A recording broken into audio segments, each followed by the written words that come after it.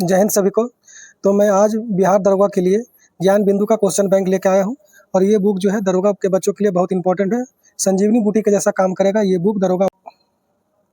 Roshan sir on camera ये बात आकर कहे हैं कि ये बुक जो कर लिया और करेंट अफेयर जो कर लिया उसको दरोगा बनने से कोई नहीं रुकेगा। और ये बुक जो है बहुत इंपॉर्टेंट है और बहुत डिमांडेड भी है। और अगर इस बुक का कोई भी सेट को आप अपने से करना चाहेंगे तो या तो आप नहीं कर पाएंगे या आपको 3 घंटा से ज़्यादा का टाइम लग जाएगा।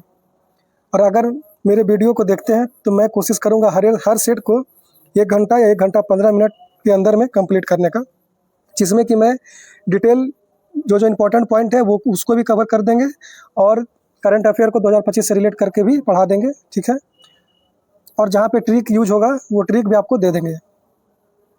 और अगर आपको लग रहा है कि आप मेरे पढ़ाने के बाद भी पूरा तरीका से संतुष्ट नहीं है, अगर आप चाहते हैं कि आप खुद से भी पढ़ लें एक बार पूरा सॉल्यूशन, पूरा उसका डिटेल एक्सप्लेनेशन, तो मैं हर सेट को कंप्लीट कराने के बाद उसका पीडीएफ दे दूंगा। आप पीडीएफ से टेलीग्राम से पीडीएफ को देख सकते हैं, उसको पढ़ सकते हैं, ठीक है। तो देखिए इस बुक में टोटल 25 सेट है, ठीक है। और मैं आज आपको सेट नंबर पहला कराऊंगा, फर्स्ट सेट, ठीक है।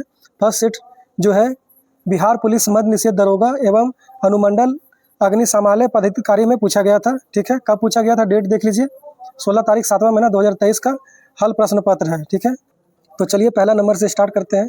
कीव राजधानी है किसकी? यूक्रेन की, स्विट्जरलैंड की, स्वीडन की या स्पेन की? तो कीव राजधानी हो जाएगा यूक्रेन की, ठीक है। अब देखिए एक साइड देश है, राजधानी है, मुद्रा है। तो सबसे ज़्यादा जो इम्पोर्टेंट है देश और राजधानी है, तो मैं उसको पढ़कर सुना देता हूँ, आप लोग देख लीजिए।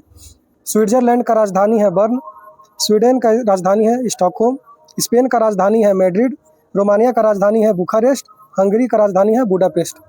चलिए तो सेकंड नंबर पे चलते हैं। 1857 के विद्रोह के दौरान जगदीशपुर में इसका नेतृत्व किसने किया?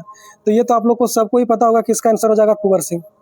तो देखिए हुआ क्या कि 2023 में स्टेट बिहार का पेपर हुआ जिसमें यह पूछा गया कि कुंवर सिंह ने अंतिम युद्ध कौन से अंग्रेज सेनापति के साथ किया था। ये पूछा गया स्टेट बिहार का पेपर में। तो ये क्वेश्चन हो सकता है कि आपके सेट में आ जाए या फिर बीपीएससी में या किसी में पूछा जाएगा, लेकिन अगर ये क्वेश्चन का शुरुआत हो गया बिहार में तो ये किसी ना किसी एग्जाम में आएगा। तो आप याद रखिएगा कि कौन से अंग्रेज सेनापति हो जाएंगे। तो याद रखिएगा ले ग्रैंड, क्या नाम है उसका? ले ग्रैंड। कैप्टन ले ग्रैंड के विरुद्ध अंतिम युद्ध किया था किसने? वीर कुंवर सिंह ने, ठीक है। और अगर आपसे ये पूछ ले कि वीर कुंवर सिंह की मृत्यु होने के बाद कौन नेतृत्व किया, तो उनके भाई हो जाएंगे अमर सिंह द्वित, ठीक है। कुंवर सिंह की मृत्यु के बाद अमर सिंह द्वित ने कमान संभाला, याद रखिएगा, ठीक है। बहुत इंपॉर्टेंट है दोनों अपने आप में। चलिए तीसरा देखिए क्या है। स्पष्ट आकाश नीला दिखाई देता है क्यों नीला दिखाई देता है? तो ऑप्शन सी सही है। बैगनी और नीला प्रकाश अन्य सभी रंगों के प्रकाश की तुलना में वायुमंडल द्वारा अधिक प्रकीर्णित होते हैं, ठीक है, इसलिए आकाश नीला दिखाई देता है, ठीक। अब आगे देखिए डिटेल में क्या लिखा हुआ है। अब देखिए एक्सप्लेनेशन में क्या लिखा है कि बैगनी और नीला जो रंग है ये सबसे ज़्यादा वायुमंडल में क्या होता है? तो प्रकीर्णित होता है। सबसे ज़्यादा वायुमंडल में कौन प्रकीर्णित होता है? बैगनी और नीला, आप लोगों को याद रखना है, ठीक है। चलिए आगे देखिए। लाल वर्ण लिखा रंग है, मतलब लाल रंग के प्रकाश की तरंगदैर्घ्य नीले प्रकाश की अपेक्षा लगभग कितनी गुनी है? तो 1.8 गुनी होगा, याद रखिएगा ये पॉइंट आप लोग, ठीक है। आगे देखिए जब सूर्य का प्रकाश वायुमंडल में गुजरता है तो वायु के सूक्ष्म कण लाल रंग की अपेक्षा नीले रंग जिसका कि तरंगदैर्घ्य छोटा होता है उसको क्या करेगा? अधिक प्रबलता से प्रकीर्णित करेगा, ठीक है। प्रकीर्णित नीला प्रकाश हमारे नेत्रों में प्रवेश करता है। इस तरह से आकाश क्या होता है? नीला दिखता है हम लोगों को। अच्छा अब ये पॉइंट देख लीजिए, ये पॉइंट इंपॉर्टेंट है। यदि पृथ्वी पर वायुमंडल ना होता तो कोई प्रकीर्णन ना होता और क्या होता? आकाश आपको काला दिखाई देता, काला प्रतीत होता। अगर पृथ्वी पर वायुमंडल नहीं होगा तो आकाश कैसा दिखाई देगा? काला दिखाई देगा, ठीक है। देखिए सबसे कम प्रकीर्णन किसका होता है? तो लाल रंग का होता है, ये भी याद रखिएगा। सबसे ज़्यादा हो गया ब्लू और बैगनी का, नीला और बैगनी का। सबसे कम होगा प्रकीर्णन तो किसका होगा? लाल रंग का, ठीक है। इसलिए लाल रंग को क्या करते हैं? तो खतरे के संकेत में दिया जाता है, ठीक है। ये पॉइंट पढ़ लीजिए। बैगनी और नीला रंग के लिए प्रकाश का प्रकीर्णन सर्वाधिक होता है। प्रकाश का प्रकीर्णन सर्वाधिक किस में होगा? बैगनी और नीला रंग में होगा। और लाल में क्या होगा? प्रकीर्णन बहुत कम होगा, न्यूनतम होगा, ठीक है, याद रखिएगा ये बात। आगे चलते हैं। 4 नंबर देखिए। हिमालयी भालू तथा विशाल पांडा किन जातियों का उदाहरण है? तो हिमालयी भालू तथा विशाल पांडा हो जाएगा सुमेध जातियों से, ठीक है। सुमेध जातियाँ जिसको कि इंग्लिश में वल्नरेबल कहेंगे। अब सुमेध होता क्या है ये पढ़ लीजिए एक बार। वल्नरेबल या सुमेध किसको कहेंगे? तो वैसा प्रजाति जो कि 10 वर्ष में 50% से अधिक की कमी दर्ज की गई है। 10 वर्ष के अंदर अगर किसी जाति का जनसंख्या 50% से अधिक कम हो जाए तो उसको क्या कहेंगे? सुमेध प्रजाति। ठीक है, याद रखिएगा। एग्जाम्पल में देख लीजिए कौन कौन सा है। तेंदुआ है, सिंह, एक सिंह वाला गेंडा है, चीता है, 4 सिंह वाला मृग है।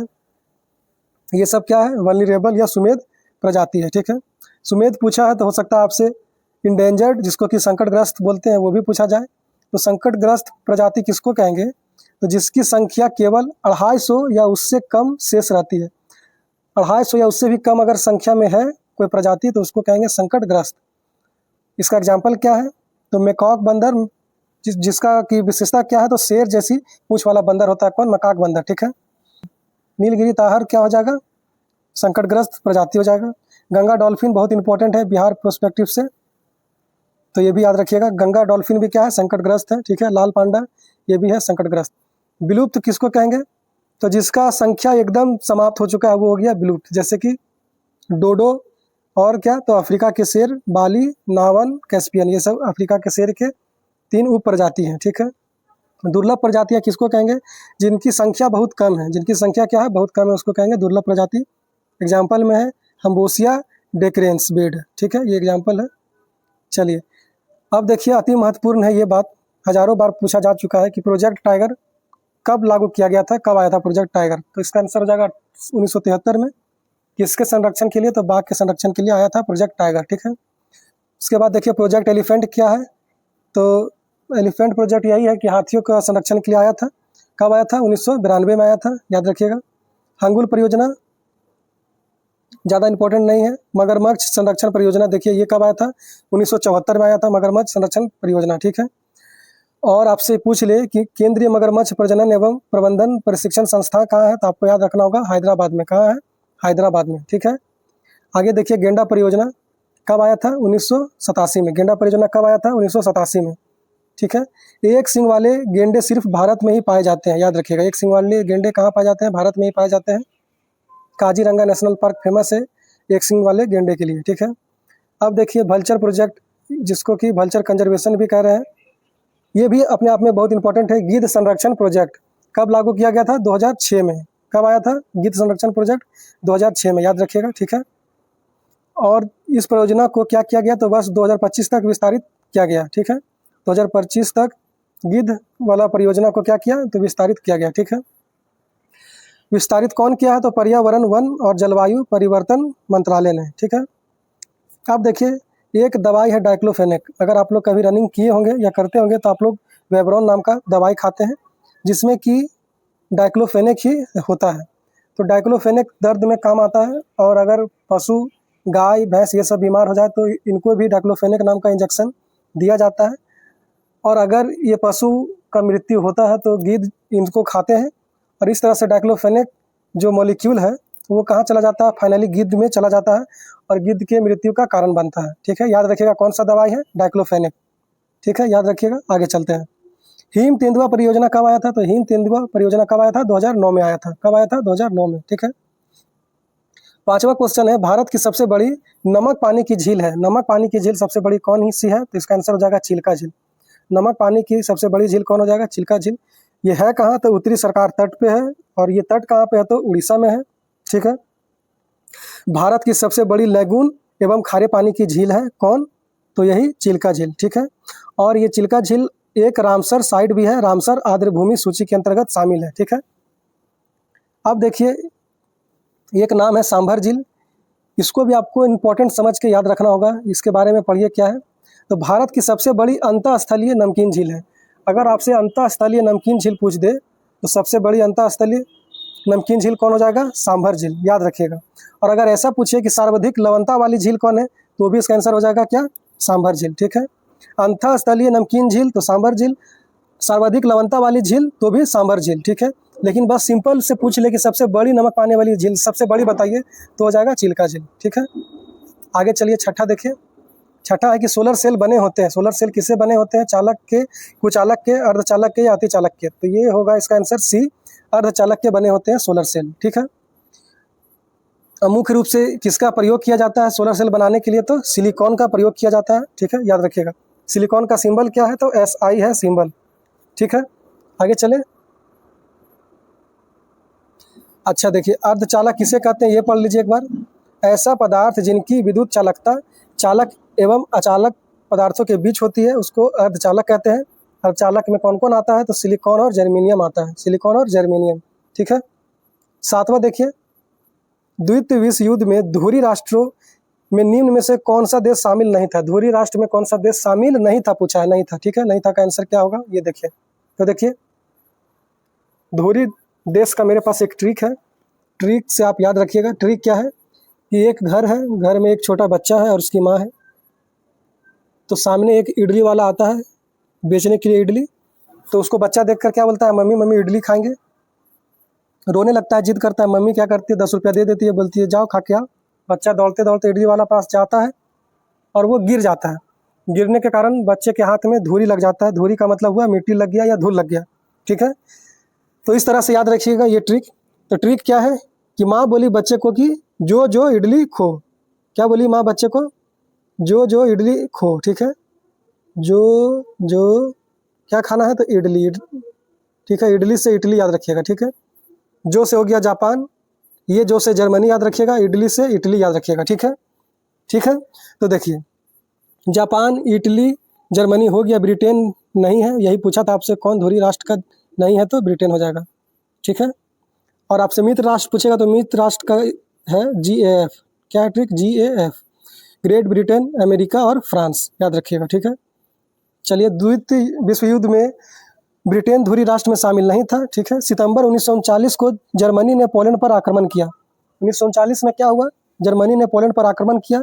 इसके साथ द्वितीय विश्व युद्ध की शुरुआत हुई। ठीक है, मित्र राष्ट्र में देख लीजिए, ग्रेट ब्रिटेन, फ्रांस, अमेरिका है। धुरी राष्ट्र में जर्मनी, जापान, इटली है। ठीक है, 8वां देखिए, 8वां कह रहा है निम्नलिखित देशांतरों में से कौन सा भारतीय मानक समय के लिए संदर्भ के रूप में माना जाता है। तो देखिए, इसमें कन्फ्यूजन मेनली कहाँ हो जाता है, सबको याद रहता है 82.5 डिग्री। कन्फ्यूजन होता है कि पूर्वी लगाएं कि पश्चिमी लगाएं। तो इसको आपको पढ़ के जाना है बढ़िया से। पूर्वी देशांतर होगा, कौन सा होगा, पूर्वी देशांतर। ठीक है, याद रखिएगा। और ये जो पूर्वी देशांतर है 82.5 डिग्री उत्तर प्रदेश के मिर्ज़ापुर से होकर गुजरता है। ठीक है, और अगर ऑप्शन में मिर्ज़ापुर के बारे में ना लिखा हो तो दूसरा ऑप्शन आप ये ढूंढ लीजिएगा कि इलाहाबाद के नैनी अगर लिखा है तो यही सही होगा। बहुत सारा बुक में मिर्ज़ापुर लिखा होता है, बहुत समय इलाहाबाद के नैनी लिखा होता है। ठीक है, और ये 82.5 डिग्री पूर्वी देशांतर जो भारतीय मानक समय रेखा है, ये भारत के 5 राज्यों से होकर गुजरती है। भारत के 5 राज्यों से होकर गुजरती है। तो कौन कौन सा है, तो उसका एक ट्रिक है क्या, UP in comma, UP in comma.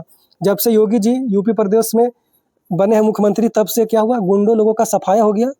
तो वो लोग गुंडे लोग कहाँ चले गए, कोमा में चले गए हैं। इस तरह से आपको याद रखिएगा कि UP in comma, UP in comma. UP से उत्तर प्रदेश हो गया, इन है साइलेंट। बाकी सी से छत्तीसगढ़, ओ से उड़ीसा, एम से मध्य प्रदेश, ए से Andhra Pradesh, UP in comma. ठीक है, 9 नंबर देखिए, वधवागम शब्द में कौन सा संधि विच्छेद सही है। तो इसका संधि विच्छेद आप लोग कीजिएगा, इसका हो जाएगा वधु प्लस आगम, ऑप्शन नंबर बी। ठीक है, चलिए आगे देखते हैं। आगे है 10 नंबर है क्या, मैथ। ठीक ना, मैथ आप लोग खुद से कीजिएगा, इसका आंसर बी है सही। ठीक है, आगे चलते हैं। 11 देखिए, बिहार में पहली बार राष्ट्रपति शासन कब लगाया गया था। बहुत अपने आप में इंपॉर्टेंट क्वेश्चन है, आप लोगों को याद रखना है कि 1968 में पहली बार राष्ट्रपति शासन लगाया गया था, 1968 में। ठीक है, याद रहेगा। आगे देखिए कि जब बिहार में राष्ट्रपति शासन लगाया गया था तब बिहार के मुख्यमंत्री कौन थे। बिहार के मुख्यमंत्री कौन थे, तो हो जाएगा भोला पासवान शास्त्री थे। ठीक है, फिर से पूछिए कि अगर ये बताएं कि जब बिहार में राष्ट्रपति शासन लगा उस समय भारत के राष्ट्रपति कौन थे, तो हो जाएगा डॉक्टर जाकिर हुसैन। ठीक है, और अगर आपसे राज्यपाल पूछ ले उस समय का, तो उस समय का राज्यपाल नित्यानंद कानूनगो थे। देखिए, ये क्वेश्चन बिहार पुलिस में भी पूछा जा चुका है। ठीक है, याद रखिएगा। आगे देखिए, बिहार में अब तक कुल 8 बार राष्ट्रपति शासन लग चुका है। बिहार में कितना बार राष्ट्रपति शासन लगा है, 8 बार। अंतिम बार राष्ट्रपति शासन कब लगा था, 7 मार्च 2005 से 24 नवंबर 2005 तक लगा था। ठीक है, आगे चलते हैं। 12 नंबर देखिए, प्रधानमंत्री PVTG विकास मिशन किससे संबंधित है। ठीक है, किसके विकास से संबंधित है ये बताना है। इसका आंसर हो जाएगा ऑप्शन सी, आदिवासी समूहों के विकास से संबंधित है। ठीक है, ऑप्शन नंबर हो जाएगा सी, कोई दिक्कत नहीं। आगे चलते हैं। आगे दिया है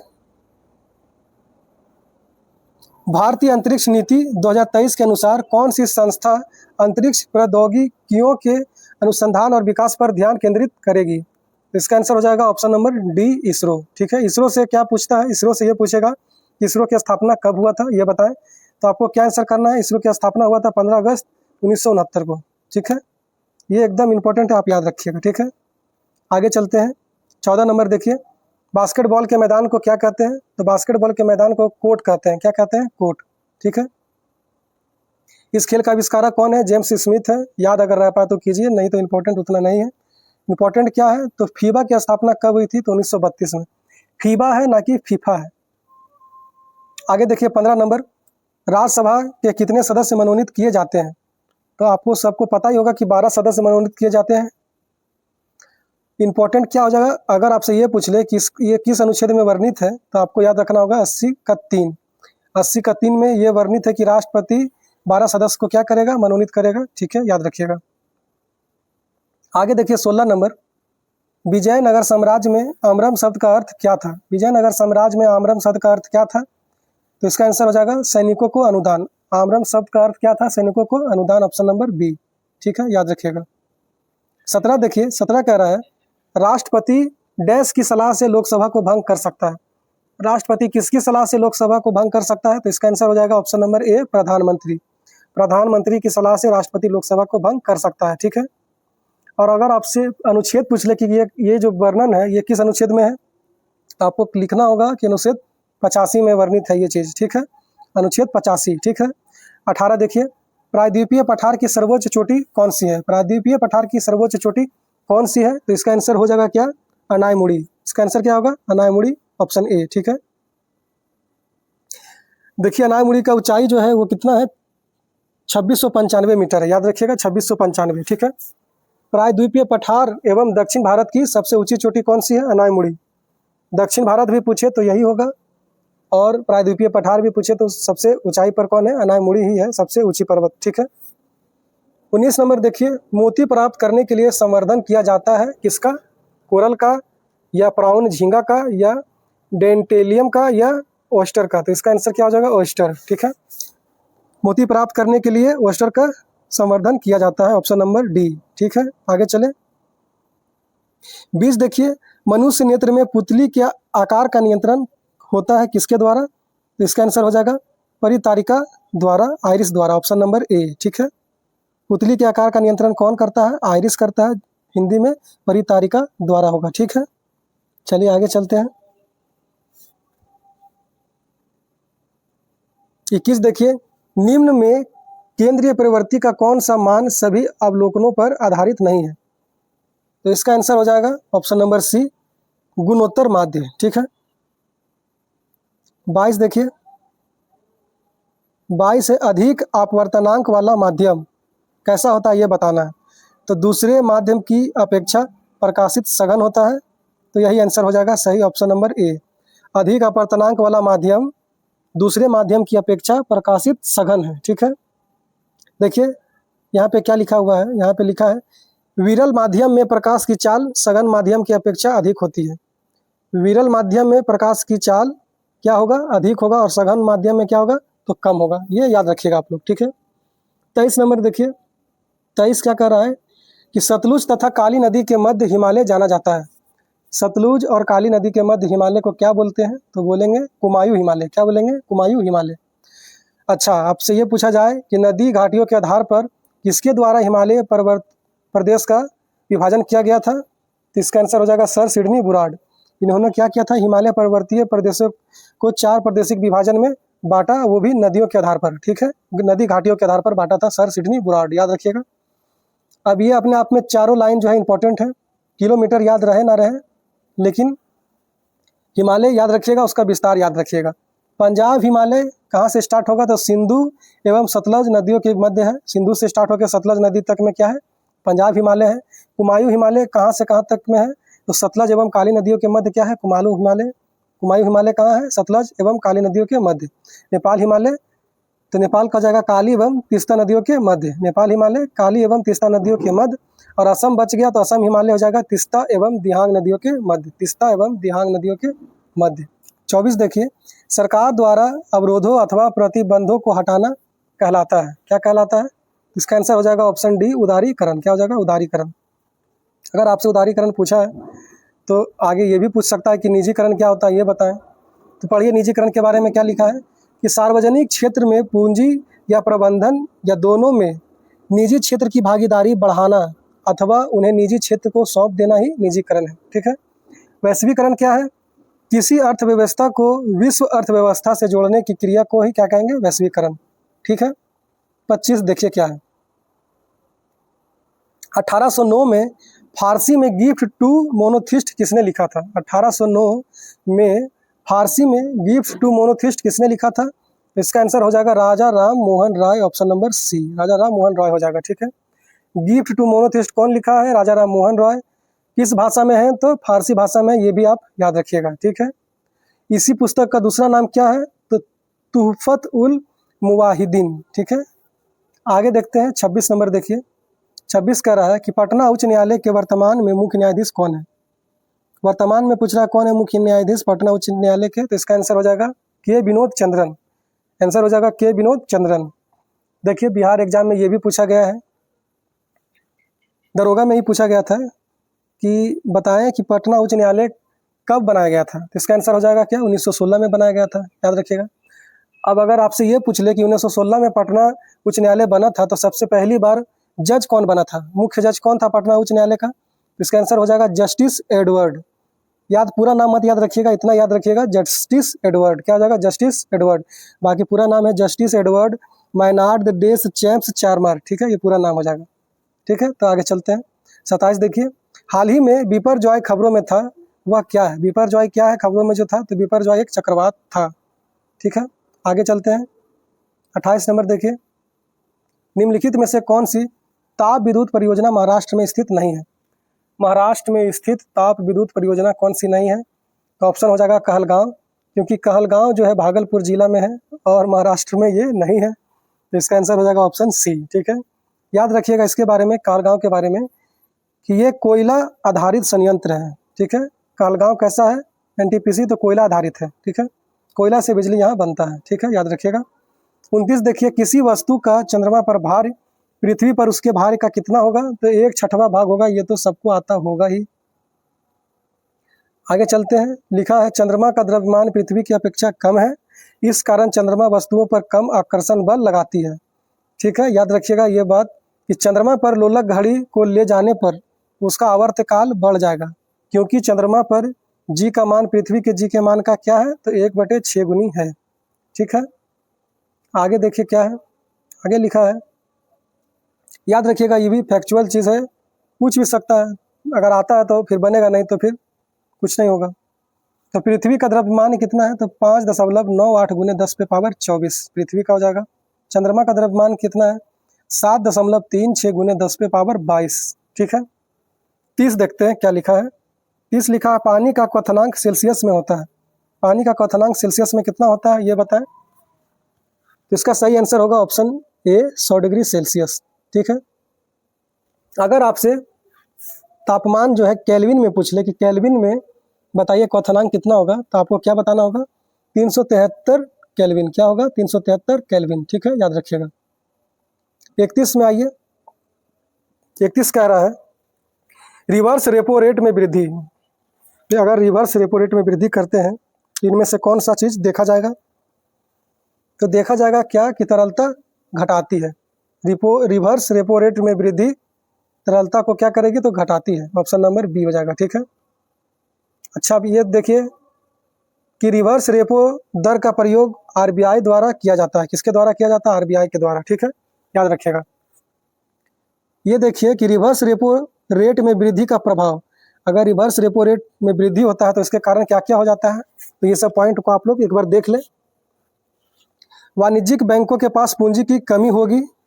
कब पूंजी की कमी होगी? जब रिवर्स रेपो रेट दर जो है बढ़ जाए। ठीक है, दूसरा क्या होगा? बाजार में तरलता में कमी होगा। ठीक है, परिणाम स्वरूप ब्याज दरों पर वृद्धि होगी। ठीक है, तीसरा अर्थव्यवस्था में तरलता में कमी आएगी। चौथा उपभोग व्यय एवं निवेश व्यय में गिरावट, अर्थात समग्र मांग में कमी होगी। चौथा, मुद्रास्फीति नियंत्रण होगा, ठीक है। वस्तुओं एवं सेवाओं की कीमतों में कमी होगी, ठीक है। अब देखते हैं 32 नंबर, गागर में सागर भरना मुहावरे का अर्थ क्या है? तो गागर में सागर भरना मुहावरे का अर्थ है थोड़े शब्दों में अधिक कहना। क्या हो जाएगा? थोड़े शब्दों में अधिक कहना। बाकी ये सब मुहावरा देख लीजिए एक बार, एक नज़र। हथेली पर सरसों उगाना मतलब असंभव कार्य करना। छाती दुगनी होना मतलब उत्साहित होना। अक्ल के घोड़े दौड़ाना मतलब सिर्फ कल्पना करना, ठीक है। आगे चलते हैं। 33 नंबर देखिए, 33 लिखा है, धुआंधार प्रपात का संबंध निम्नलिखित में से किस नदी से है? तो धुआंधार जलप्रपात किस नदी पर है? हो जाएगा आंसर डी, नर्मदा नदी पर है, ठीक है। नर्मदा नदी हो जाएगा। आगे चलिए, देखिए क्या लिखा हुआ है। धुआंधार जलप्रपात नर्मदा नदी पर स्थित है, जो मध्य प्रदेश राज्य के जबलपुर जिले में है। जिला कौन सा है? जबलपुर। राज्य कौन सा है? मध्य प्रदेश। याद रखिएगा। अगर आपसे दुग्ध धारा और कपिल धारा के बारे में पूछे कि ये जलप्रपात कहाँ पर है, तो ये भी नर्मदा नदी पर ही है, ठीक है। आगे देखिए 34 नंबर मैथ है, इसका आंसर है क्या? ऑप्शन सी 50%, ठीक है। आइए 35 देखते हैं एक बार। गुरु दक्षिणा शब्द में कौन सा समास है? गुरु दक्षिणा शब्द में कौन सा समास है? तो इसका आंसर है तत्पुरुष समास, ऑप्शन नंबर बी, तत्पुरुष समास है, ठीक है। 36 है, सिनेमेटोग्राफ संशोधन विधेयक 2023 का मुख्य उद्देश्य क्या है? ये बताएं। तो इसका मुख्य उद्देश्य है पायरेटेड फिल्म कंटेंट को रोकना व आयु रेटिंग सुनिश्चित करना।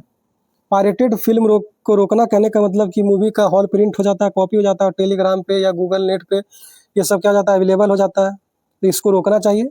और दूसरा है कि मूवी को आयु अनुसार रेटिंग देना चाहिए। मूवी कैसा है, बच्चों के लिए या अंडर एडल्ट है या एडल्ट है, इस तरह का रेटिंग भी सुनिश्चित करना है। यही है इस विधेयक का मुख्य उद्देश्य, ठीक है। आगे चलते हैं 37 देखिए, निम्न में से किसका उपयोग कांच पर लिखने के लिए किया जाता है? तो कांच पर लिखने के लिए किसका उपयोग किया जाता है? हाइड्रोजन फ्लोराइड का। याद रखिएगा, हाइड्रोजन फ्लोराइड। और जो कोई इस कंफ्यूजन में हो जाते हैं कि हाइड्रोजन क्लोराइड लगा या हाइड्रोजन आयोडाइड लगा, तो देखिए आप ऐसा समझिए कि आपको कुछ अगर लिखना है तो आप क्या कीजिएगा? बैठ के लिखिएगा। और बैठिएगा कहाँ पे? फर्श पे। तो याद रखिएगा इस तरह से, फर्श से फ्लोराइड, या फर्श से क्या याद रखना आपको? फ्लोराइड। तो हाइड्रोजन फ्लोराइड हो जाएगा क्या? कांच पर लिखने के लिए प्रयोग किया जाएगा, ठीक है। 38 देखिए क्या है। 38 है, 1915 में भारत लौटने के बाद गांधी जी ने किस तरह कपड़े पहनने का निर्णय लिया था? तो गांधी जी ने लिया था निर्णय काठियावाड़ी किसान की तरह कपड़ा पहनने का। काठियावाड़ी किसान। अब देखिए ये भी क्वेश्चन पूछा जा रहा है कि गांधी जी ने सबसे पहले धोती धारण कब किया था? तो छोटी धोती कब पहनी थी गांधी जी ने? ये भी पूछा जा रहा है आपके एग्जाम में। तो 1921 में जाकर उन्होंने क्या की? तो छोटी धोती धारण की। याद रखिएगा 1921 होगा, ठीक है। इंपॉर्टेंट है, ये पूछा जा रहा है अभी। 39 देखिए, मध्यकाल में सामंत को उसका लॉर्ड जो जमीन देता था वो क्या कहलाता था? तो वो कहलाता था फीव। क्या कहलाता था? फीफ, ठीक है। बी हो जाएगा सही आंसर। 40 देखिए, निम्न में से कौन सा मिश्रण नहीं है? निम्न में से कौन सा मिश्रण नहीं है ये आपको बताना है। तो इसका आंसर क्या हो जाएगा? ऑप्शन ए, आश्रित जल, ठीक है। आगे देखिए 41 नंबर, एक देश में एक विशेष वर्ग के दौरान उत्पादित सभी अंतिम वस्तुओं व सेवाओं के कुल मूल्य को क्या कहा जाता है? तो इसको कहा जाता है सकल घरेलू उत्पाद। इंग्लिश में क्या बोलेंगे? जीडीपी। ऑप्शन नंबर हो जाएगा डी, ठीक है। इजी क्वेश्चन था, आप लोगों को आता होगा। 42 देखिए, ये भी इजी है। प्रथम विश्व युद्ध का तात्कालिक कारण क्या था? तो इसका तात्कालिक कारण था ऑस्ट्रियन राजकुमार फर्डिनेंड की हत्या। ऑस्ट्रियन राजकुमार फर्डिनेंड की हत्या, ठीक है। हत्या कब हुआ था? तो 28 जून 1914 को ऑस्ट्रियन राजकुमार फर्डिनेंड की हत्या की गई थी, 28 जून 1914 को, ठीक है। और इसी से क्या होता है? वर्ल्ड वार फर्स्ट का युद्ध स्टार्ट हो जाता है, ठीक है। इस घटना को सेरोजोवा हत्याकांड के नाम से भी जाना जाता है। इस घटना को किस नाम से जाना जाता है? सेरोजोवा हत्याकांड, ठीक है। आगे देखिए 43 देखिए, 43 लिखा है क्या? नवनिर्वाचित लोकसभा में तत्कालिक अध्यक्ष या इंग्लिश में प्रोटेम स्पीकर किसे चुना जाता है? तो इसका आंसर होगा ऑप्शन ए, लोकसभा के वरिष्ठतम सदस्य को प्रोटेम स्पीकर चुना जाता है, ठीक है। ऑप्शन हो जाएगा ए। और प्रोटेम स्पीकर की नियुक्ति कौन करता है? तो याद रखिएगा राष्ट्रपति के द्वारा नियुक्ति की जाती है, राष्ट्रपति होगा, ठीक है। 44 देखिए, कौन सा देश G20 का सदस्य नहीं है? कौन सा देश G20 का सदस्य नहीं है ये आपको बताना है। भारत, बांग्लादेश, तुर्की, फ्रांस। तो इसका आंसर हो जाएगा क्या? बांग्लादेश नहीं है G20 का सदस्य। अब देखिए, जो पहले G20 था वो अब हो गया है क्या? G21। ये आप लोगों को याद रखना है, ठीक है। दूसरा चीज कि G20 सम्मेलन 2024 कहाँ हुआ था? तो आपको याद रखना है ब्राजील में हुआ था। कहाँ हुआ था? ब्राजील में, ठीक है। अब याद रखना है कि G20 का गठन कब हुआ था? तो इसको याद रखना है आपको 1999। 1999 में क्या हुआ था? G20 का गठन, ठीक है। अगर आपसे ये पूछा जाए कि G20 या G21 का हेड क्वार्टर कहाँ है, तो इसमें आंसर हो जाएगा नन ऑफ दीज, क्योंकि इसका कोई हेड क्वार्टर नहीं है, ठीक है। 45 देखिए, निम्न में से कौन से पादप युग में उभयलिंगी पुष्प होते हैं? निम्न में से कौन से पादप युग में उभयलिंगी पुष्प होते हैं? इसका आंसर हो जाएगा गुलहड़ और सरसों। क्या होगा? गुलहड़ और सरसों, ऑप्शन नंबर ए, ठीक है। आइए 46 देखिए, टोक्यो ओलंपिक में सुमित नागल ने डैश में भारत का प्रतिनिधित्व किया। सुमित नागल क्या खेलते थे? तो सुमित नागल खेलते थे टेनिस, तो हो जाएगा आंसर ऑप्शन सी, टेनिस, ठीक है। 47 है, भौगोलिक अनुसंधान में किस देश ने यूरोप को नेतृत्व प्रदान किया? तो इसका आंसर हो जाएगा सही, ऑप्शन डी, पुर्तगाल। क्या हो जाएगा? पुर्तगाल। पुर्तगाल के राजकुमार हेनरी द नेविगेटर के नेतृत्व में इसकी शुरुआत की गई। इसी समय बार्थोलोमियो डियाज, जो कि पुर्तगाली व्यापारी थे, इनके द्वारा 1488 में केप ऑफ गुड होप की खोज की गई, जो अफ्रीका महाद्वीप का दक्षिणतम बिंदु है, ठीक है। इसके द्वारा कोलंबस स्पेन द्वारा 1492 ईस्वी में अमेरिका की खोज हुई, या इन्होंने खोज किया कोलंबस ने अमेरिका का 1492 में, ठीक है। वास्को डी गामा पुर्तगाली थे, इन्होंने क्या किया? तो 1498 में भारत के समुद्री मार्ग की खोज की गई। भारत के समुद्री मार्ग की खोज किसने किया? वास्को डी गामा 1498 में, ठीक है। 48 देखिए क्या लिखा है, विधान परिषद वाले राज्य की विधान परिषद के सदस्यों की कुल संख्या उस राज्य की विधानसभा के सदस्य की कुल संख्या के डैश से अधिक नहीं होनी चाहिए। तो इसका आंसर हो जाएगा 1/3, 1/3 से अधिक नहीं होनी चाहिए, ठीक है। अब 1/3 से अधिक नहीं होनी चाहिए, तो कम से कम कितनी होनी चाहिए? तो न्यूनतम जो है वो 40 है। न्यूनतम कितना है? 40 है, ठीक है। कैपिटल जी का मान कितना होगा ये बताना है आपको। तो याद रखिएगा, कैपिटल जी का मान होता है 6.67 इंटू 10⁻⁻11 Nm² kg/स्क्वायर, ठीक है। 49 का हो जाएगा ऑप्शन नंबर डी। आइए 50 देखते हैं। 50 है, डेमोस शब्द का तात्पर्य है। डेमोस शब्द का क्या तात्पर्य है? तो डेमोस शब्द का मतलब होता है क्या? जनता। डेमोस शब्द का मतलब होता है जनता, ठीक है। आगे चलते हैं।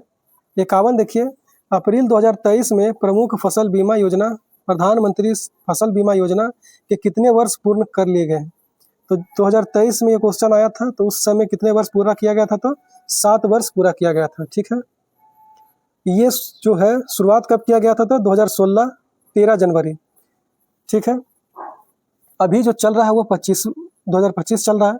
अगर 2025 में इसका ये ऐसा सवाल आता है, तो आपको कौन सा आंसर हो जाएगा? 7 नहीं होगा, फिर 2 साल और बढ़ा दीजिएगा, 9 हो जाएगा। 9 साल पूर्ण किया है इस योजना ने, ठीक है। चलिए आगे चलते हैं। 52 देखिए, बक्सा टाइगर रिजर्व किस राज्य में स्थित है? तो बक्सा टाइगर रिजर्व कहाँ पे स्थित है? तो इसका आंसर हो जाएगा पश्चिम बंगाल में है, ठीक है। आगे चले 53 देखिए। 53 है, संविधान का अनुच्छेद 25 संबंधित है। किससे संबंधित है अनुच्छेद 25? समता से, धर्म की समानता, स्वतंत्रता से, या स्वतंत्रता से, या शिक्षा से। इसका आंसर होगा ऑप्शन बी, धर्म की स्वतंत्रता से संबंधित है, ठीक है। अब आगे देखिए, कुछ इंपॉर्टेंट क्या है कि भाग 3 का अनुच्छेद कहाँ से कहाँ तक है? तो भाग 3 का अनुच्छेद 12 से 35 तक है, ठीक है। भाग 3 में वर्णित क्या है? तो भाग 3 में मूल अधिकार का विवरण है, ठीक है। मूल अधिकार कहाँ से लिए गए हैं? तो मूल अधिकार अमेरिका से लिए गए हैं, ठीक है। किसको भारत का मैग्ना कार्टा कहा जाता है? तो भाग 3 को भारत का मैग्ना कार्टा कहा जाता है। ये सब आप क्या करें, याद कर लें। 54 देखिए, नामी मरुस्थल स्थित है। नामी मरुस्थल कहाँ स्थित है? तो ये अफ्रीका में स्थित है, ऑप्शन नंबर ए हो जाएगा, ठीक है। आगे देखिए, आगे है पुस्तक हिंद स्वराज निम्नलिखित में से किसके द्वारा लिखी गई है? हिंद स्वराज के लेखक कौन है? तो इसका आंसर हो जाएगा क्या? महात्मा गांधी। महात्मा गांधी ने हिंद स्वराज लिखा, ठीक है। आगे आपको याद क्या करना है कि महात्मा गांधी ने हिंद स्वराज लिखा, तो ये किस भाषा में लिखा? तो हो जाएगा आपका आंसर गुजराती। गुजराती भाषा में हिंद स्वराज को लिखा गया है। कब लिखा गया है? तो याद रखिएगा 1919 में लिखा गया है। कब लिखा गया है? 1919 में, ठीक है। किसी को कोई दिक्कत नहीं। आगे देखिए, आगे है वर्तमान में केंद्रीय सतर्कता आयोग कौन है? वर्तमान में केंद्रीय सतर्कता आयुक्त कौन है? तो इसका आंसर हो जाएगा क्या? पीके श्रीवास्तव। क्या हो जाएगा? पीके श्रीवास्तव, ठीक है। और देखिए, देखिए 56 नंबर क्या पूछ रहा है कि वर्तमान में केंद्रीय सतर्कता आयुक्त कौन है। तो देखिए ये जब एग्जाम लिया गया था तो उस हिसाब से इसका आंसर हो जाएगा पीके श्रीवास्तव। लेकिन अब जो एग्जाम होगा 2025 में, तो इसमें आपको क्या नाम याद रखना है, तो इसमें आपको याद नाम रखना है वो है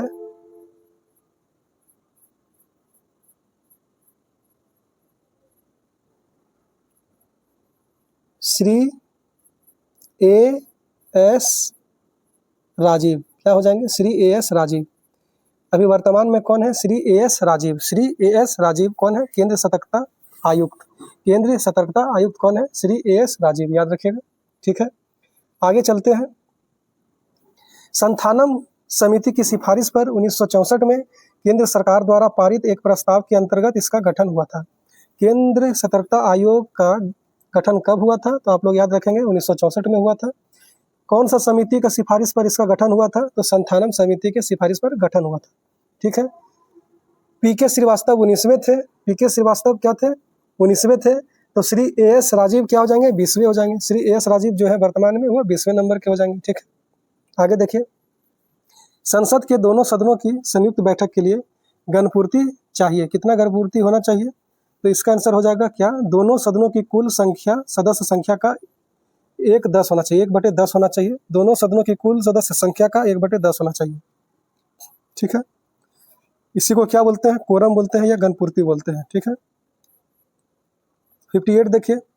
भारत में प्रति वर्ष आर्थिक सर्वेक्षण कौन प्रकाशित करता है। भारत में प्रति वर्ष आर्थिक सर्वेक्षण कौन प्रकाशित करता है, तो इसका आंसर हो जाएगा वित्त मंत्रालय, भारत सरकार। कौन करता है, वित्त मंत्रालय, भारत सरकार। ठीक है, 59 नंबर मैथ है, आप लोग घर पे कीजिएगा, देख लीजिए इसका आंसर क्या है, सी है। 60 देखिए क्या है, संसाधन जो वर्षों के उपयोग से समाप्त हो जाए उन्हें क्या कहेंगे। संसाधन जो वर्षों के उपभोग से समाप्त हो जाए उन्हें क्या कहेंगे, उन्हें कहेंगे अनवीकरणीय। क्या कहेंगे, अनवीकरणीय। ठीक है, याद रखिएगा। अनवीकरणीय का एग्जाम्पल क्या क्या है, तो कोयला, तेल, परमाणु ऊर्जा, पेट्रोलियम आदि। अनवीकरणीय तो पढ़ लिए, नवीकरणीय क्या होगा, अब इसके बारे में जान लीजिए।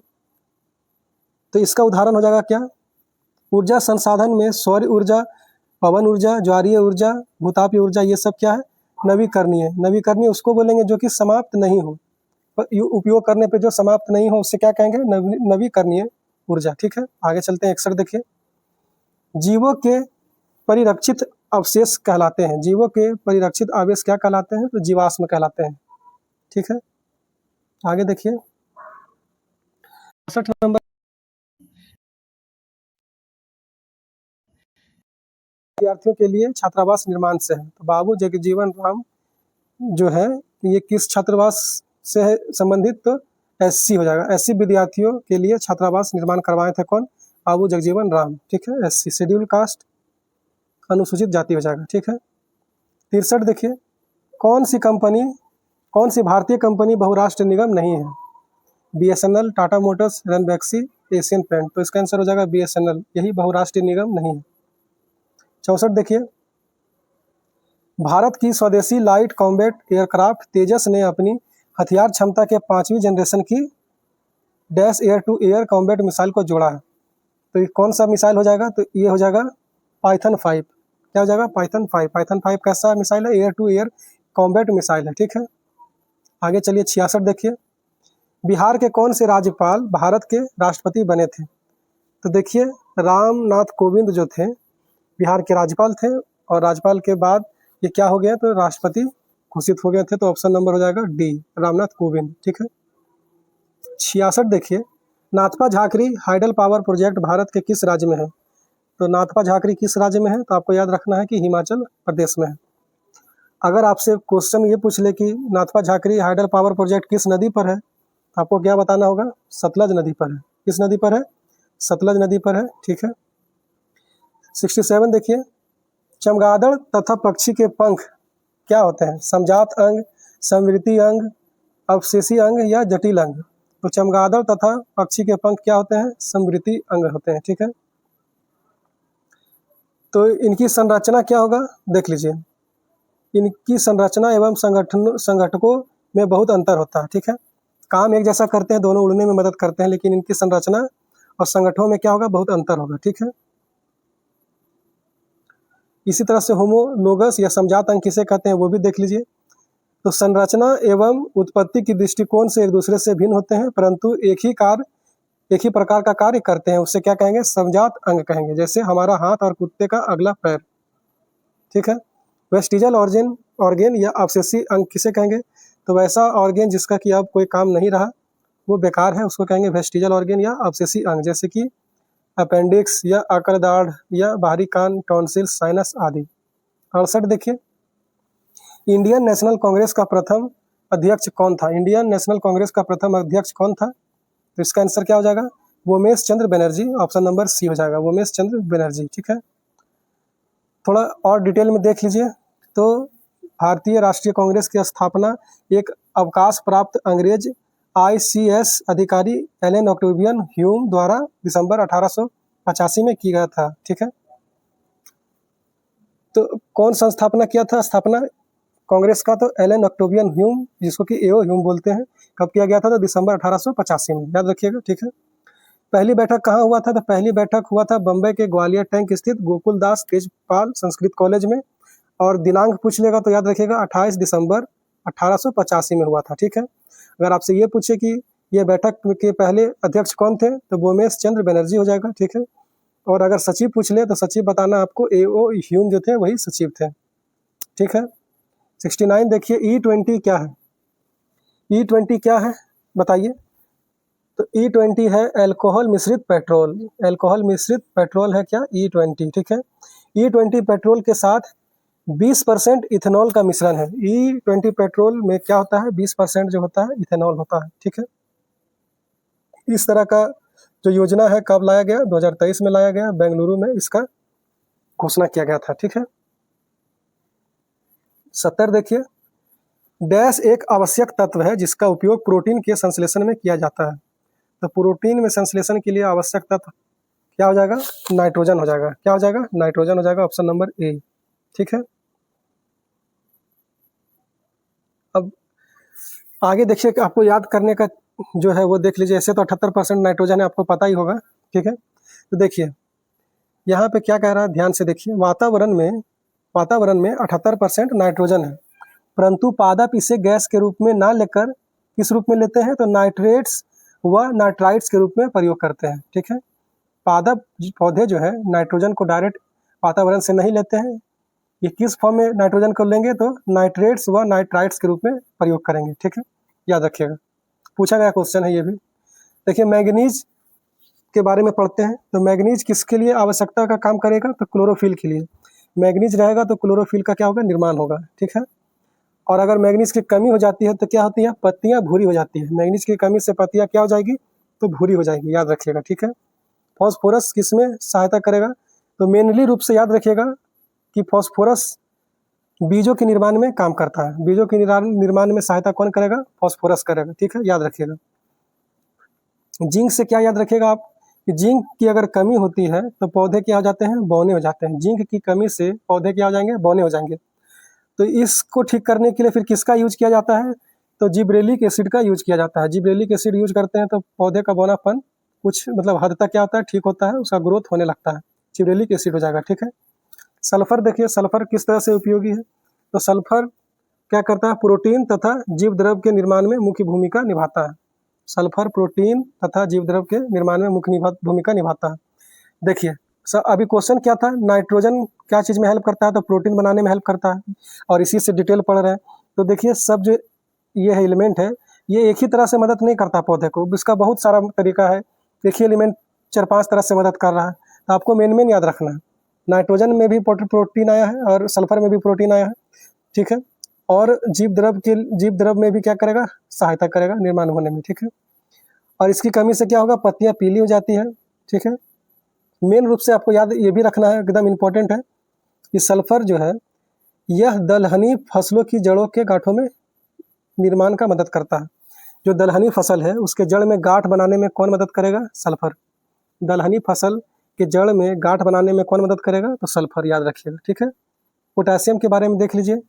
इसकी कमी से पत्तियों पर क्या हो जाता है, अंगमारी रोग हो जाता है, अंगमारी रोग हो जाता है, इसके कारण क्या होगा, तो प्रोटीन संश्लेषण की क्रिया में रुकावट हो जाती है। तो पोटासियम की कमी से क्या होता है, अंगमारी पौधे में हो जाता है। ठीक है, आगे देखिए, कैल्शियम की कमी से, कैल्शियम क्या चीज़ में सहायक है, तो डीएनए तथा आरएनए को प्रोटीन से युक्त करने में, डीएनए और आरएनए में क्या करता है, तो प्रोटीन संयुक्त करता है कौन, प्रोटीन उसमें बाइंड करता है, मिलाता है कौन, कैल्शियम मिलाता है। ठीक है, याद रखिएगा, कोई दिक्कत नहीं यहाँ तक। और आगे पढ़ लीजिए, क्रोमोजोम के निर्माण में वसा के संश्लेषण, कार्बोहाइड्रेट एवं अमीनो अम्ल के या अमीनो एसिड के परिवहन में सहायक कौन होता है, कैल्शियम। अमीनो एसिड के परिवहन में सहायक कौन होता है, कैल्शियम। अंगमारी जो है जीवाणु या कवक संक्रमण से होता है पौधे में, याद रखिएगा अंगमारी। और अंगमारी किसके कमी से होता है, तो पोटासियम के कमी से, ये भी आपको याद रखना है। ठीक है, आगे चलते हैं, लोहा के बारे में पढ़ लीजिए। तो लोहा जो है यह तत्व पौधे के श्वसन क्रिया में महत्वपूर्ण भूमिका निभाता है, यह क्रेब चक्र में सहायक होता है। पौधे में लोहे की कमी से क्या हो जाएगा, क्लोरोसिस रोग हो जाएगा। ठीक है, याद रखिएगा, पौधे में लोहे की कमी से क्या हो जाएगा, क्लोरोसिस रोग हो जाएगा। और पौधे, लोहा जो है पौधों में श्वसन प्रक्रिया में महत्वपूर्ण भूमिका निभाएगा, श्वसन प्रक्रिया में। ठीक है, आइए बोरोन पढ़िए। बोरोन क्या करता है, तो यह मुख्यतः शर्करा के ट्रांसलोकेशन में सहायक होता है। बोरोन जो है शर्करा के ट्रांसलोकेशन या ट्रांसफर करने में मदद कौन करेगा, बोरोन। ठीक है, आगे देखिए, अच्छा बोरोन की कमी से क्या हो जाता है, तो सूट टिप नष्ट हो जाती है। बोरोन की कमी से क्या होगा, सूट टिप नष्ट हो जाएगा। मोलबेडियम के बारे में पढ़ लीजिए।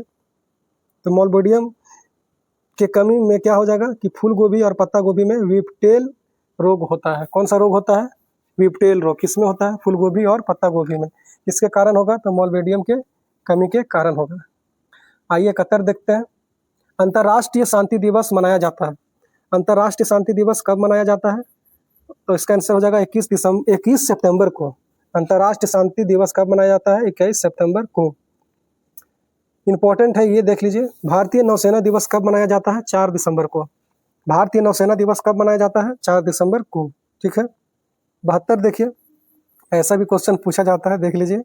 बड़े स्क्रीन पर जेम्स बॉन्ड की भूमिका निभाने वाले प्रथम अभिनेता कौन थे।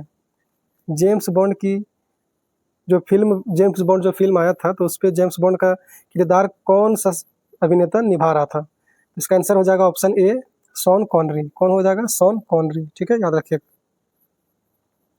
73 देखिए, 73 कह रहा है, भारतीय संविधान का कौन सा अनुच्छेद सर्वोच्च न्यायालय के बारे में है। तो सर्वोच्च न्यायालय के बारे में अनुच्छेद है 124। ठीक है, आगे देखिए, भाग 5 के अध्याय 4 के अनुच्छेद 124 से 147 तक में क्या वर्णित है, तो सर्वोच्च न्यायालय वर्णित है। ठीक है, इन अनुच्छेदों में सर्वोच्च न्यायालय के गठन, स्वतंत्रता, न्याय क्षेत्र, शक्तियां आदि उल्लिखित है। याद रखिएगा, भाग 5 के अध्याय 4 के अनुच्छेद 124 से 147 तक पूरा सुप्रीम कोर्ट के बारे में ही दिया गया है। आइए इसका पढ़ते हैं। आईपीएल 2023 की विजेता टीम कौन है, तो देखिए 23 के हिसाब से तो सीएसके चेन्नई सुपर किंग हो जाएगा, लेकिन अभी प्रेजेंट में चल रहा है, तो देखिए प्रेजेंट में तो अभी आईपीएल चल ही रहा है। अभी 1 महीना बाद पता चलेगा कि कौन जीता कौन हारा। तो आप लोग अभी 2024 से रिलेट करके पढ़ लीजिए कि 2024 में कौन जीता था, तो केकेआर जीता था, कोलकाता नाइट राइडर्स जीता था आईपीएल 2024। जीतने वाला टीम केकेआर, हारने वाला टीम सनराइजर हैदराबाद। ठीक है, अब कह रहा है कि choose the correct translation of the sentence. Gandhi ji ने सत्याग्रह आंदोलन प्रारंभ किया, इसको इंग्लिश में ट्रांसलेट करेंगे और आपको बताना है कि कौन सा सही है। तो 75 का आंसर हो जाएगा क्या, B option, Gandhi ji started the satyagraha movement. Gandhi ji started the satyagraha movement, यही सही हो जाएगा। ठीक है, 76 देखिए, 76 कह रहा है, भारत के राष्ट्रीय प्रतिदर्श सर्वेक्षण संगठन का क्या उत्तरदायित्व है। भारत के राष्ट्रीय प्रतिदर्श सर्वेक्षण संगठन का क्या उत्तरदायित्व है, तो इसका यही दायित्व है कि विभिन्न क्षेत्रों में अखिल भारतीय स्तर पर बड़े पैमाने के सर्वेक्षण करना। विभिन्न क्षेत्रों में अखिल भारतीय स्तर पर बड़े पैमाने के सर्वेक्षण करना, ऑप्शन नंबर बी हो जाएगा। ठीक है, आगे देखिए, भारत के राष्ट्रीय प्रतिदर्श सर्वेक्षण संगठन, जिसको कि एनएसएसओ कहा जाता है, उसका गठन कब हुआ था, या मतलब स्थापना कब हुआ था, तो 1950 में क्या हुआ था, स्थापना हुआ था किसका, एनएसएसओ का। ठीक है, याद रखिएगा 1950 में गठन हुआ था, स्थापना हुआ था। ठीक है, 77 देखिए, भारत सरकार का प्रथम लॉ ऑफिसर कौन है। भारत सरकार का प्रथम लॉ ऑफिसर कौन है, विधि सचिव, सॉलिसिटर जनरल, अटॉर्नी जनरल या कानून एवं न्याय मंत्री। तो इसका आंसर होगा अटॉर्नी जनरल। ठीक है, इसी को क्या बोलते हैं, महान्यायवादी बोलते हैं। क्या बोलते हैं, महान्यायवादी। आगे पढ़िए, अनुच्छेद 76 के अनुसार महान्यायवादी के पद का प्रावधान है। भारत में एक महान्यायवादी होगा, इसके बारे में आपको कौन सा अनुच्छेद में लिखा हुआ है, तो अनुच्छेद 76 में लिखा गया है। ठीक है, इसका कार्यकाल जो है निश्चित नहीं रहता है, क्योंकि यह राष्ट्रपति के प्रसाद पर्यंत पद धारण करता है। ठीक है, आगे देखिए 78 देखिए, NVS 01 एक क्या है, तो यह एक उपग्रह है। NVS 01 एक तरह का उपग्रह है। ठीक है, याद रखिएगा। 79 देखिए, बॉस्कियाना गुलजार पर एक हिंदी पुस्तक किसके द्वारा संकलित की गई है। बॉस्कियाना गुलजार पर एक हिंदी पुस्तक किसके द्वारा संकलित की गई है, तो इसका आंसर हो जाएगा ऑप्शन बी, यशवंत व्यास द्वारा। यशवंत व्यास द्वारा, याद रखिएगा। आइए 80 देखते हैं। 80 तो मैथ है, 80 का आंसर है सी, घर पे बनाइएगा आप लोग। आगे देखते हैं 81। 81 कह रहा है, नौजवान भारत सभा की स्थापना किसने की। नौजवान भारत सभा की स्थापना किसने की, तो इसका आंसर हो जाएगा क्या, भगत सिंह। कब किया, तो 1926 में किए थे, याद रखिएगा। ठीक है, नौजवान भारत सभा 1926 बाय भगत सिंह। 82 देखिए, fill in the correct form of verb, he succeeded because he dash hard है और ब्रैकेट में वर्क है, तो वर्क से रिलेटेड कौन सा वर्ड आप डालिएगा कि सही होगा, तो he succeeded because he worked hard, option number D हो जाएगा। ठीक है, वह सक्सीड किया, क्यों किया, क्योंकि वो मेहनत बहुत ज़्यादा किया, मेहनत हाथ खड़ा किया। 83 देखिए, भारत में एक्सपोर्ट प्रिपेयर्डनेस इंडेक्स, जिसको कि निर्यात तैराकी सूचकांक भी कहते हैं, इसका प्रकाशन निम्नलिखित में से कौन करता है, तो इसका आंसर हो जाएगा NITI Aayog. Export preparedness index का प्रकाशन कौन करता है, नीति आयोग करता है। ठीक है, आइए 84 देखते हैं। तापमान की एसआई इकाई क्या है। तापमान की एसआई इकाई क्या है, तो एसआई यूनिट हो जाएगा तापमान का केल्विन। क्या हो जाएगा, केल्विन, ऑप्शन नंबर ए सही हो जाएगा। ठीक है, आगे देखिए, इंपॉर्टेंट है, थोड़ा देख लीजिए। सेल्सियस पैमाना की अगर बात करें, तो सेल्सियस पैमाना में क्वथनांक कितना होगा, 100 डिग्री सेल्सियस, और हिमांक हो जाएगा 0 डिग्री सेल्सियस। ठीक है, ये हो गया सेल्सियस पैमाना। केल्विन पैमाना पे आइए, तो केल्विन पैमाना पे क्वथनांक बिंदु, बॉइलिंग पॉइंट जिसको बोलते हैं, वो हो जाएगा 373.15 केल्विन, और हिमांक बिंदु हो जाएगा 273.15 केल्विन। ठीक है, उसी तरीक़ा से आगे देखिए, फ़ारेनहाइट पैमाना भी है। फ़ारेनहाइट पैमाना में क्वथनांक बिंदु होता है 212 डिग्री फ़ारेनहाइट, और हिमांक बिंदु होता है 32 डिग्री फ़ारेनहाइट। ठीक है, रोमर पैमाना की बात करते हैं, तो रोमर में 80 डिग्री रोमर हो जाएगा क्वथनांक, और 0 डिग्री रोमर हो जाएगा हिमांक। ठीक है, ये फॉर्मूला आप लोग याद रखिएगा। थोड़ा बहुत केमिस्ट्री से न्यूमेरिकल दे दे अगर इस पे बेस, तो इसी से ये सॉल्व होगा। ठीक है, आगे देखिए 85 पूछ रहा है, केबुल लामजाओ राष्ट्रीय उद्यान स्थित है। केबुल लामजाओ कहाँ स्थित है, तो ये मणिपुर में स्थित है। ठीक है, याद रखिएगा। और याद रखिएगा कि यह विश्व का एकमात्र तैरता हुआ राष्ट्रीय उद्यान है। ठीक है, और इस पर तैरते हुए द्वीप पाए जाते हैं, जिन्हें स्थानीय भाषा में क्या कहते हैं, तो फुमडी कहते हैं, फुमडी। ठीक है, आइए 86 देखते हैं। प्रेरित विद्युत धारा की दिशा दी जाती है।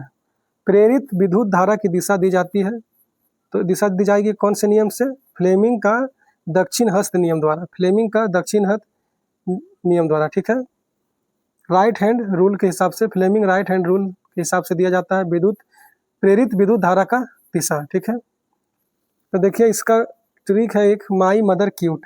ठीक है, राइट हैंड का, फ्लेमिंग राइट हैंड का ट्रिक क्या होता है, माई मदर क्यूट। याद रखिएगा आप लोग, माई मदर क्यूट होता है। माई से हो गया, इस तरह से अगर आप हाथ को रखते हैं अपना इस तरह से, तो अंगूठा हो जाएगा माई, ये उंगली हो जाएगा मदर, और ये हो जाएगा क्यूट। माई से हो जाएगा मोशन, मदर से हो जाएगा मैग्नेटिक फील्ड, और करंट, क्यूट से हो जाएगा करंट। हिंदी में क्या बोलेंगे, हिंदी में बोलेंगे एक हो जाएगा गति, एक हो जाएगा चुंबकीय क्षेत्र, एक हो जाएगा क्या, प्रेरित विद्युत धारा। क्या हो जाएगा, प्रेरित विद्युत धारा। ठीक है, आगे चलते हैं। देखिए शॉर्ट में भी लिख दिए हैं, लेफ्ट हैंड रूल से क्या पता चलेगा, force induced. Right hand rule से क्या पता चलेगा, करंट इंड्यूस्ड। ठीक है, इससे पता चलेगा प्रेरित बल, और इससे पता चलेगा प्रेरित धारा। राइट हैंड रूल से प्रेरित धारा, और लेफ्ट हैंड रूल से प्रेरित बल। ठीक है, आगे चलते हैं। वो राइट हैंड का नियम हो गया था। अब देखिए लेफ्ट हैंड रूल का जो शॉर्ट ट्रिक है वो होता है father mother children. Father mother children, अगर हाथ को आप इस तरह से रखते हैं तो अंगूठा हो गया फादर से फोर्स, ठीक है, और ये उंगली हो गया मदर से मैग्नेटिक फील्ड, और ये हो गया क्या, चिल्ड्रन से करंट, ठीक है, याद रखिएगा। इंग्लिश में एक हो जाएगा बल, एक हो जाएगा चुंबकीय क्षेत्र, और एक हो जाएगा विद्युत धारा हिंदी में, ठीक है, विद्युत धारा। ठीक है, आगे चलते हैं। देखिए क्या लिखा अल्टरनेटिंग करंट के बारे में, वैसा धारा जिसका परिमाण एवं दिशा समय के साथ बदलती है उसको क्या कहते हैं, अल्टरनेटिंग करंट, ठीक है। और एक बात याद रखिएगा कि अल्टरनेटिंग करंट में या प्रत्यावर्ती धारा में क्या होता है कि पूरा चक्र में औसत मान शून्य होता है, पूरा चक्र में औसत मान क्या हो जाता है, शून्य हो जाता है, ठीक है, याद रखिएगा। डायरेक्ट करंट किसको बोलते हैं, दिष्ट धारा किसको बोलते हैं, तो वैसा धारा जो सिर्फ एक ही दिशा में प्रवाहित होती है उसको दिष्ट धारा कहते हैं। अब यहाँ पे देखिए दिष्ट धारा और प्रत्यावर्ती धारा में क्या है, कंपेरिजन किया गया है, कंपेयर किया गया है, तो एक बार देख लीजिए। दिष्ट धारा में कह रहा है कि समय के साथ निहित रहता है, और प्रत्यावर्ती में कह रहा है कि समय के साथ बदलता रहता है। फिर देखिए क्या कहा गया, बहुत अधिक ऊर्जा का व्यय होता है दिष्ट धारा में, और इसमें कम ऊर्जा का व्यय होता है किसमें, प्रत्यावर्ती धारा में, ठीक है। इसमें क्या होगा, ट्रांसफार्मर की सहायता से धारा को घटाया बढ़ाया नहीं जा सकता है। दिष्ट धारा में ट्रांसफार्मर का इस्तेमाल करके वोल्टेज को घटाया बढ़ाया, धारा को घटाया बढ़ाया नहीं जा सकता, ठीक है। और वही अगर बात करते हैं अल्टरनेटिंग करंट का, तो ट्रांसफार्मर की सहायता से धारा को घटाया बढ़ाया जा सकता है, ठीक है। 4 नंबर देखिए, कह रहा है इसे बैटरी को चार्ज किया जा सकता है, और इधर क्या होगा, चार्ज नहीं किया जाएगा, ठीक है। 87 देखिए, 87 क्या कह रहा है, 87 है, भारत में मनरेगा कब लागू किया गया। भारत में मनरेगा कब लागू किया गया, तो आप लोग को याद रखना है 2006 में। कब आया, 2006 में, ठीक है। डेट पूरा डिटेल में पूछ ले तो 2 फरवरी 2006 को लागू किया गया था, याद रखिएगा। इसकी शुरुआत कहाँ हुई थी, तो आंध्र प्रदेश के अनंतपुर जिले के बदलापल्ली गांव से हुई थी, ठीक है। इसका पहले नाम क्या था, नरेगा था, पहले क्या नाम था, नरेगा था। बाद में 2 अक्टूबर 2009 से नाम बदल गया और क्या हो गया, मनरेगा नाम कर दिया गया, ठीक है। 88 कह रहा है चेंज इनटू पैसिव वॉइस। अब इसको पैसिव वॉइस में आपको चेंज करना है, चेंज इनटू पैसिव वॉइस। हाँ, स्टेटमेंट क्या है, तो एवरीवन कॉल हिम सा peace maker, everyone calls him a peace maker. तो इसका आंसर क्या हो जाएगा, कि he is called a peace maker, ठीक है, यही हो जाएगा answer, he is called a peace maker, ठीक है। आगे देखते हैं, आगे है आंख और उसके रोगों से संबंधित चिकित्सा शास्त्र की शाखा को क्या कहा जाता है, तो आंख से संबंधित चिकित्सा शास्त्र को कहा जाता है ऑप्थेल्मोलॉजी, ऑप्थेल्मोलॉजी क्या कहा जाता है, ऑप्थेल्मोलॉजी। ऑप्शन नंबर डी हो जाएगा, ठीक है। कैंसर का अध्ययन करेंगे तो क्या कहलाएगा, ऑन्कोलॉजी। कैंसर का अध्ययन से क्या होता है, ऑन्कोलॉजी होता है, ठीक है। ओडोंटोलॉजी लिखा रहे तो समझिए कि दांत के बारे में कह रहा है, ठीक है, ओडोंटोलॉजी दांत से संबंधित है। ऑप्थेल्मोलॉजी तो अभी पढ़ लिए कि आंख होगा। नेफ्रोलॉजी लिखा रहे तो समझ आइए किडनी का बात हो रहा है, जिसको कि गुर्दा कहते हैं। ओटोर देखिए ये क्या लिखा है, फिर से देखिए, ओटो राइनो लेरिंगोलॉजी। देखिए ये जो है तोड़ तोड़ के यहाँ पे देखिए हम डिनोट कर दिए। ओटोर जो होता है ये उसका मतलब होता है कान, राइनो मतलब होता है नाक, लेरिंग मतलब होता है गला, और बाकी ओलॉजी मतलब हो गया उसका अध्ययन, ठीक है। ओटोर राइनोलॉजी लिखा रहेगा, लेरिंगोलॉजी बड़ा लंबा सा नाम है।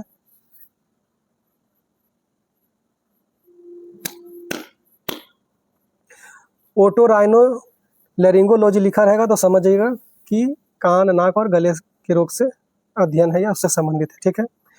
मॉर्फोलॉजी दिया रहा तो क्या हो जाएगा, पादपों का आकारीय संरचना, ठीक है, मॉर्फोलॉजी हो जाएगा पादपों का आकारीय संरचना, ठीक है। स्पर्मोलॉजी क्या हो जाएगा, बीज का अध्ययन, स्पर्मोलॉजी क्या हो जाएगा, बीज का अध्ययन। सार्कोलॉजी क्या हो जाएगा, पेशियों का अध्ययन, सार्कोलॉजी होगा पेशियों का अध्ययन। फिजियोलॉजी क्या होगा, तो फिजियोलॉजी होगा शरीर के विभिन्न भागों के कार्य एवं कार्य विधियों का अध्ययन, ठीक है। ऑफियोलॉजी क्या हो जाएगा, ऑफियोलॉजी होगा सांप का अध्ययन, ठीक है। एनाटॉमी क्या हो जाएगा, तो शरीर एवं विविध अंगों की विच्छेदन द्वारा प्रदर्शित सकल रचना, ठीक है, एनाटॉमी हो जाएगा। एंथ्रोपोलॉजी क्या होगा, तो याद रखिएगा मानव जाति के सांस्कृतिक विकास का अध्ययन, मानव जाति के सांस्कृतिक विकास का अध्ययन होता है एंथ्रोपोलॉजी में, ठीक है। 90 देखिए, निम्नलिखित में से कौन सी विशेषता खनिज पदार्थों में नहीं पाई जाती है? कौन सी विशेषता है जो खनिज पदार्थों में नहीं पाई जाती है? तो ये खत्म नहीं हो सकता है, ये गलत बात है, यही नहीं पाया जाएगा, ये खत्म हो जाएगा, खनिज पदार्थ खत्म हो जाएगा, आंसर हो जाएगा सी। ठीक है, आगे देखिए, आगे है कोरापुट खाने भारत के किस राज्य में स्थित है? कोरापुट खाने भारत के किस राज्य में स्थित है? तो आंसर हो जाएगा उड़ीसा। और ये किसके लिए प्रसिद्ध है? तो याद रखिएगा बॉक्साइट के लिए। बॉक्साइट से हम लोग क्या निकालते हैं? तो एल्युमिनियम निकालते हैं। ठीक है, और याद रखिएगा कि उड़ीसा में अन्य प्रमुख खदान या खनिज क्षेत्र कौन सा है? तो पहला है क्योंझर, दूसरा सुंदरगढ़, तीसरा कालीहंडी। ये सभी क्या है? खनिज क्षेत्र है उड़ीसा में। ठीक है, बाकी 92 का क्वेश्चन तो इतना आसान है कि सबका मुंह पे रटा होगा। औरंगजेब की मृत्यु कब हुई थी? तो 1707 में हुई थी। कहाँ हुई थी? तो आप लोग को याद रखना है, कहाँ हुई थी? अहमदनगर में। ठीक है, अहमदनगर में औरंगजेब की मृत्यु हो गई।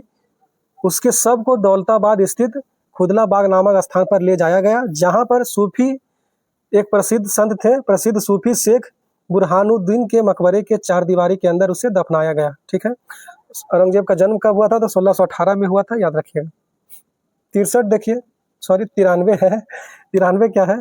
सरकार फसलों के समर्थक में कौन से मूल्य की घोषणा करती है? तो इसका तो आंसर होगा एमएसपी। एमएसपी का घोषणा करती है सरकार। ठीक है, तो एमएसपी क्या होता है? मिनिमम सपोर्ट प्राइस, मतलब न्यूनतम समर्थन मूल्य। ऑप्शन नंबर ए हो जाएगा सही। ठीक है, देखिए एमएसपी जो है कब आता है? साल भर में एक बार, दो बार, कितना बार आएगा? तो याद रखिएगा वर्ष में 2 बार तय किया जाता है एमएसपी। ठीक है, ठीक है, 94 देखिए, जल के अणुओं की अर्धपारगम्य झिल्ली द्वारा गति कहलाती है। जल के अणुओं की अर्धपारगम्य झिल्ली द्वारा गति कहलाती है, क्या कहलाती है? तो ऑप्शन है विसरण, ऑप्शन बी प्रासरण। तो यही सही होगा, प्रासरण, जिसको कि इंग्लिश में क्या बोलते हैं? इंग्लिश में बोलते हैं ऑस्मोसिस। क्या बोलेंगे? ऑस्मोसिस। अच्छा देखिए, पारगम्य झिल्ली जहाँ भी लिखा रहे तो आप समझ जाइएगा कि यहाँ प्रासरण ही होगा। ठीक है, देखिए प्रासरण की प्रक्रिया में जल के अणु अर्ध पारगम्य झिल्ली के द्वारा जल से अधिक सांद्रता वाले क्षेत्र में जल से कम सांद्रता वाले क्षेत्र की ओर गमन करता है। ठीक है, याद रखिएगा क्या? तो जल में जहाँ पे अधिक सांद्रता है वहाँ से कम सांद्रता वाला तरफ क्या होगा? प्रभावित होगा या गमन करेगा। ठीक है, प्रासरण की प्रक्रिया बिना अर्ध पारगम्य झिल्ली के संभव नहीं है। जब तक अर्ध पारगम्य झिल्ली नहीं है तब तक क्या होगा? ऑस्मोसिस पॉसिबल नहीं है। ठीक है, प्रासरण की प्रक्रिया नहीं हो सकेगा, संभव ही नहीं। प्रासरण के उदाहरण देख लीजिए क्या है? तो पौधे अपने मूल रोम से भूमि से जल अवशोषित करते हैं, पहला हो गया। दूसरा देखिए, पौधे के कोशिका में जल का संचलन, पौधे के कोशिका में जल का संचलन प्रासरण द्वारा ही होता है। ठीक है, फिर क्या है? पौधे के पत्तियों से पौधे विभिन्न भागों में खाद्य पदार्थों का वितरण प्रासरण के द्वारा ही होता है। फिर क्या है? पत्तियों में पाए जाने वाला रंध्र के खुलने तथा बंद होने में प्रासरण की मुख्य भूमिका होती है। ठीक है, आगे देखिए, आगे पढ़ते हैं डिफ्यूजन के बारे में, जिसको विसरण बोलते हैं। द्रव्य, गैस तथा विलेय के अणुओं का उनके अधिक सांद्रता वाले क्षेत्र से कम सांद्रता वाले क्षेत्र की ओर गति क्या कहलाता है? तो गति कहलाएगा विसरण। देखिए यहाँ पे कहीं पे अर्ध पारगम्य झिल्ली का वर्णन है? नहीं है, तो क्या हो जाएगा इसका आंसर? विसरण। ये भी हाई या अधिक सांद्रता से कम सांद्रता की ओर क्या होगा? गति करेगा। ठीक है, इसका उदाहरण देख लीजिए। इसका उदाहरण क्या है? तो इसका उदाहरण है, पौधे में वाष्पोत्सर्जन में विसरण द्वारा जलवाष्प बाहर निकलते हैं। ठीक है, दूसरा क्या है? इत्र की शीशी कमरे में खुलने पर उसकी सुगंध विसरण द्वारा ही पूरे कमरे में फैलती है। फिर क्या है? स्वच्छ जल में भरे बर्तन में इंक डालने पर इंक जल के संपूर्ण भागों में समान रूप से फैल जाता है। सब क्या है? डिफ्यूजन का एग्जाम्पल है। 95 देखिए, पौधों स्नेह को मार्ग है जहाँ नेकु सयानप बाक नहीं। पंक्ति में रेखांकित शब्द का अर्थ क्या है? मतलब कि नेकु सयानप का मतलब क्या है? इसका मतलब है तनिक भी चतुराई नहीं। ऑप्शन नंबर हो जाएगा बी। ठीक है, 96 देखिए, choose the correct option. Dash they left early they would have reached by now. तो ये सब कंडीशनल सेंटेंस है कि अगर वो पहले जाते तो वो अब तक पहुंच गए होते। तो यहाँ पे हेड लग जाएगा। ठीक है, इधर वुड हैव है तो इधर क्या लगेगा? एक साइड में हेड लग जाएगा। कोइलवर पुल कौन से नदी पर स्थित है ये बताना आपको। तो ये नदी है सोन नदी। कोइलवर पुल सोन नदी पर स्थित है। ठीक है, और कोइलवर पुल का आधिकारिक नाम क्या है? तो अब्दुल बारी पुल। क्या नाम है? अब्दुल बारी पुल। क्या नाम है? अब्दुल बारी पुल। स्थापना छोड़िए, इतना याद रखिए क्या कि अब्दुल बारी पुल नाम है। और पटना तथा भोजपुर के बीच सड़क सह रेल मार्ग है। पटना और भोजपुर के बीच सड़क सह रेल मार्ग है। आरा जाते होंगे आप लोग तो ये पुल को पार करके ही जा सकते हैं, दूसरा कोई रास्ता नहीं है। ठीक है, आगे देखिए, आगे चलते हैं। 98 नंबर है कि आईपीएल 2023 में रॉयल चैलेंजर बेंगलोर का कप्तान कौन था। तो देखिए 2023 के हिसाब से तो फैफ डुप्लेसिस हो जाएंगे, लेकिन अभी 2025 का जो आईपीएल चल रहा है इसमें रॉयल चैलेंजर बेंगलोर का कैप्टन कौन है, तो रजत पाटीदार है। कौन है? रजत पाटीदार हो जाएगा कैप्टन आरसीबी का 2025 में। ठीक है, आगे देखिए 99 नंबर क्या कह रहा है। अंतर्राष्ट्रीय जैव विविधता दिवस 2023 का थीम क्या था। 2023 का थीम पूछा है। ठीक है, अंतर्राष्ट्रीय जैव विविधता दिवस का, तो देखिए 23 के हिसाब से ऑप्शन ए हो जाएगा। ठीक है, 24 का एक बार देख लीजिए आप, 24 का क्या होगा, योजना का हिस्सा बने। योजना का हिस्सा बने थीम था अंतर्राष्ट्रीय जैव विविधता दिवस 2024 का। ठीक है, 2025 का क्या थीम है, तो 2025 का थीम है प्रकृति के साथ सामंजस्य और सतत विकास। प्रकृति के साथ सामंजस्य और सतत विकास। ठीक है, आगे देखिए कि जैव विविधता दिवस कब मनाया जाता है, तो 22 मई को मनाया जाता है। कब मनाया जाता है? 22 मई को मनाया जाता है जैव विविधता दिवस, अंतर्राष्ट्रीय जैव विविधता दिवस। ठीक है, 100वां क्वेश्चन है, गौतम बुद्ध ने धर्म चक्र परिवर्तन कहाँ से आरंभ किया था। गौतम बुद्ध ने धर्म चक्र परिवर्तन कहाँ से आरंभ किया था, तो इसका आंसर हो जाएगा सारनाथ। क्या हो जाएगा? सारनाथ। थोड़ा डिटेल में पढ़ लें। गौतम बुद्ध ने धर्म चक्र परिवर्तन सारनाथ से आरंभ किया था। महात्मा बुद्ध उरुवेला, जो कि वर्तमान में बोध गया है, बोध गया से सारनाथ आए।